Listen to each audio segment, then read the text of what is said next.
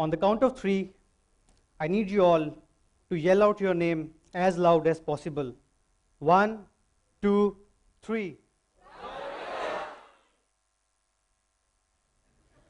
That's not gonna work. Let's do it again.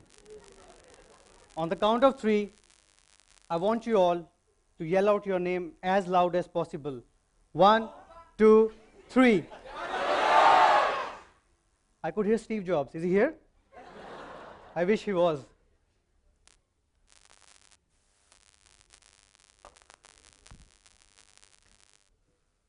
We have all been very curious when we were kids, right? We have always ripped apart those battery-powered cars just to see what's in there. Well, so was I. When I was a kid, I used to question everything. I used to have a habit to question things like why things work the way they work.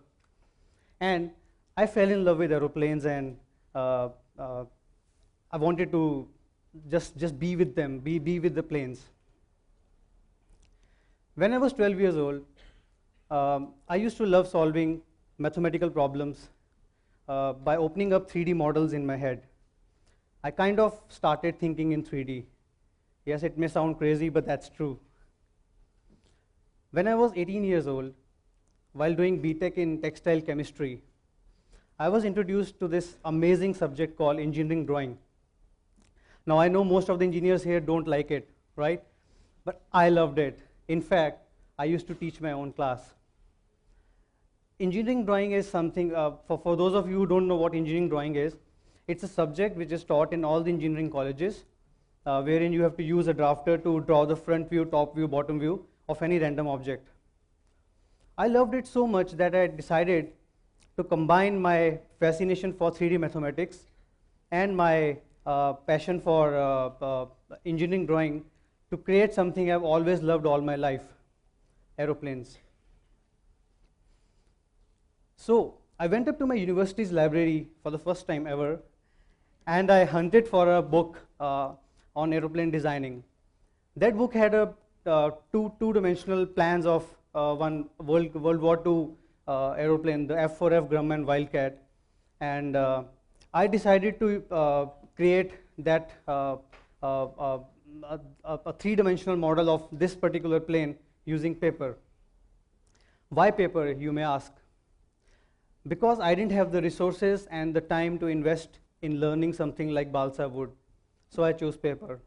And paper was the most easily available material to me. It was the most cheapest material for me, and it would also give me luxury to make mistakes.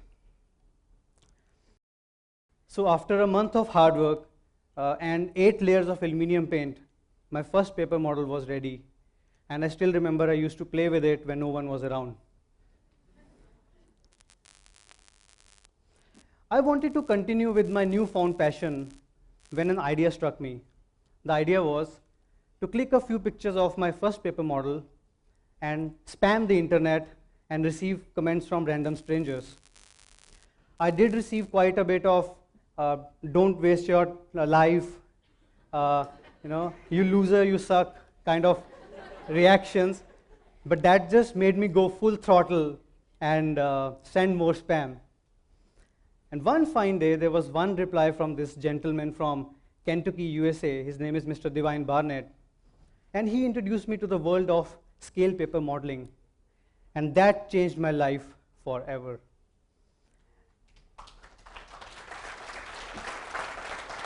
And so I created, a very creative and very amazing journey of creating scale paper models started.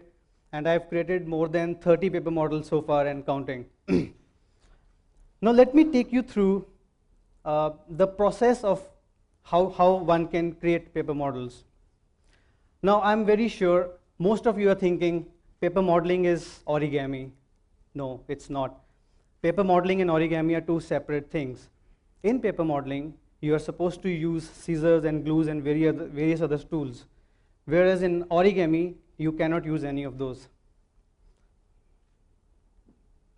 The process of creating paper models start with designing the 3D components of any random object, let's say an Iron Man's helmet, on 3D softwares like Rhinoceros, 3D Max, etc. Once the components are designed using these 3D softwares, you have to open up the components to two-dimensional forms and flatten them out, and get them printed on a suitable paper. And once the printing is done, you have to manually cut each part using a paper cutter, and then fold the parts and join them together to make the end product.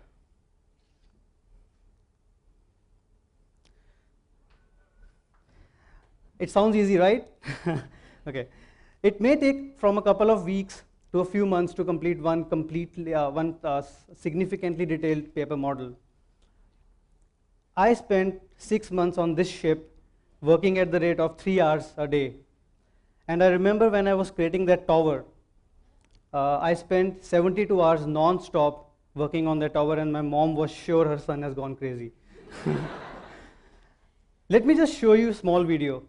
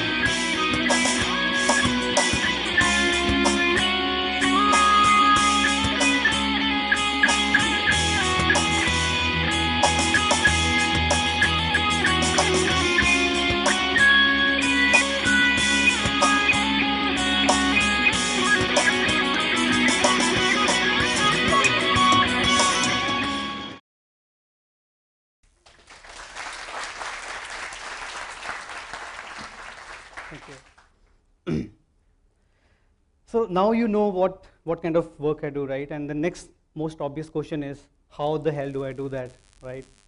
What keeps me motivated? What guides me to continue creating paper models on and on and on? I follow this, what I call the 6P formula, and which guides me to keep creating paper models. And I follow it very religiously. And I want you all, I'm going to show that formula to you. I want you all to say that as loud as possible one more time.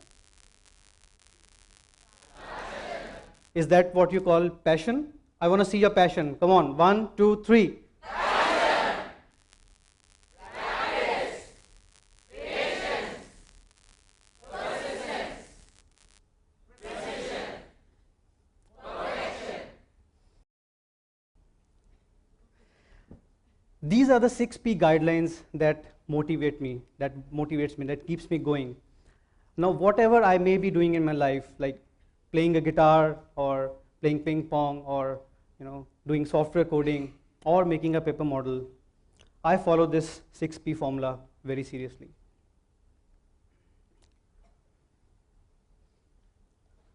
We all have a passion, don't we? Yes. And are we doing something about it? If you want to master something, you have to make sure that you keep your passion alive. You have to make sure that when you wake up in the morning, your passion makes you throw away your blanket and gets you going. Remember, passion and comfort zone can never go hand in hand. When I was working with Accenture a few years back as a software engineer, I made a few models sitting at my desk in my office. It was my passion and only passion that made me bring my paper modeling tools to office. So keep your passion alive.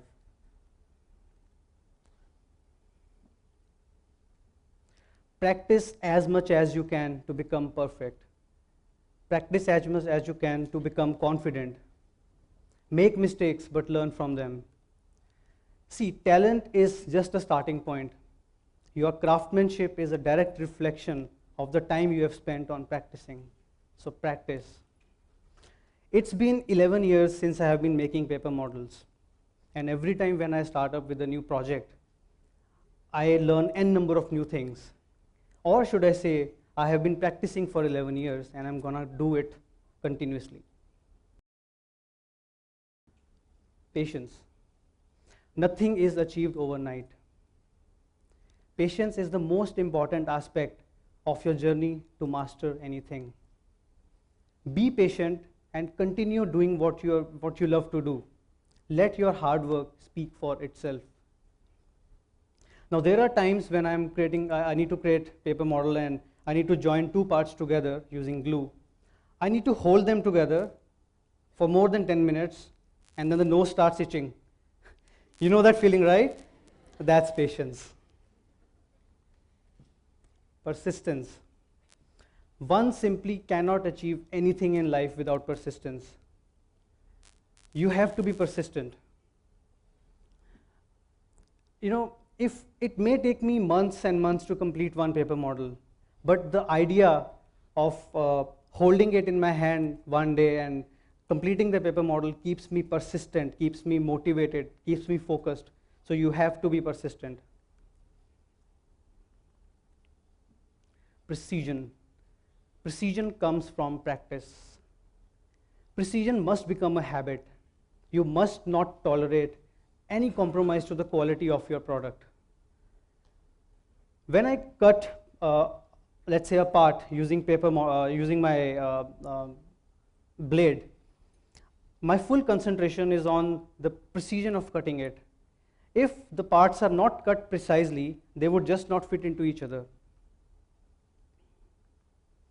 And the last one is perfection. Perfection shows how much you love doing what you do. Perfection is a direct reflection of your character. Now, I must confess that I am a perfectionist. If I do something, I would rather do it perfectly or not at all. When I was making this bike, I wanted to see it standing on its wheels perfectly balanced. This bike is standing on its wheel, it's not standing on its stand. If it was not for perfection, neither me nor my bike would have been standing here today.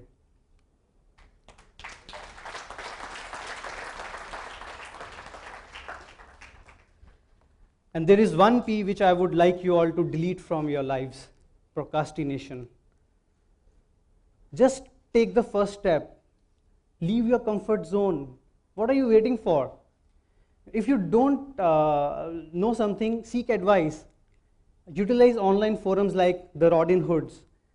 Let your story be a beautiful one, for you can be the one standing here at TED and sharing your story. And if that day arrives, please do not forget to invite me. Thank you, ladies and gentlemen. Keep dreaming.